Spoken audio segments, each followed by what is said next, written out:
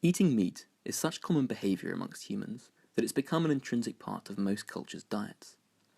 Killing animals for meat is seen as completely normal and operates on the assumption that because our ancestors hunted animals, eating meat is both natural and morally justifiable.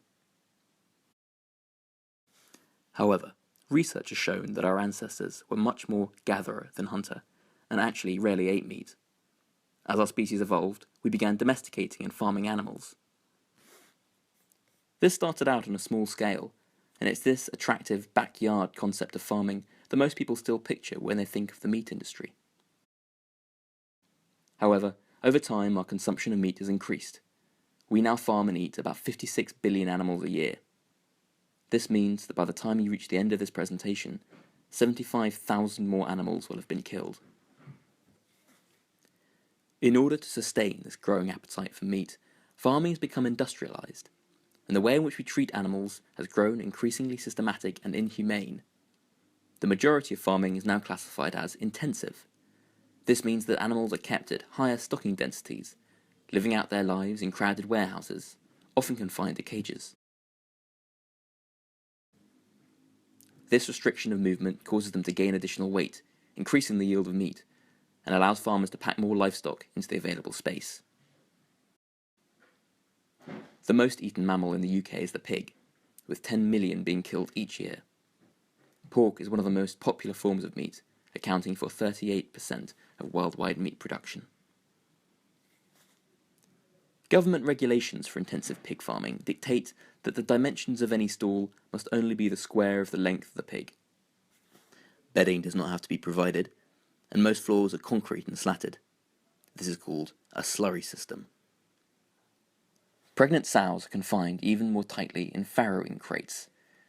These are small metal cages in which they are contained for weeks on end. It restricts them from moving at all, so as to prevent any piglets from getting accidentally crushed. Studies show that farrowing crates cause discomfort and even injury.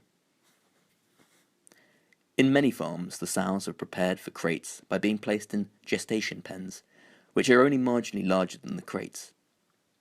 The sows are put in these throughout their pregnancy, which means, in practice, they are there for most of their adult lives.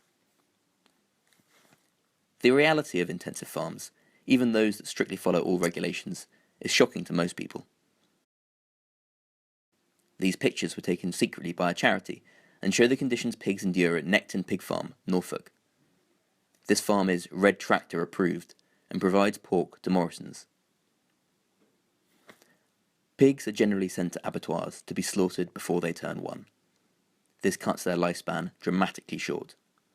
In the wild, pigs generally live 8 to 15 years.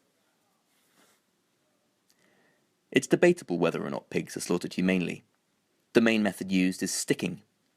The pig is stunned using an electric bolt to the head, and then its throat is cut so that it bleeds until loss of brain responsiveness. A review of UK slaughterhouses identified several procedural problems that caused unnecessary suffering.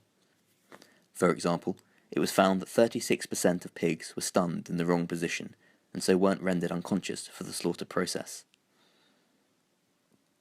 Is it ethically justifiable to subject these animals to such a brutal existence just to maintain a diet driven by pleasure? You can prevent this suffering by turning to a vegetarian diet.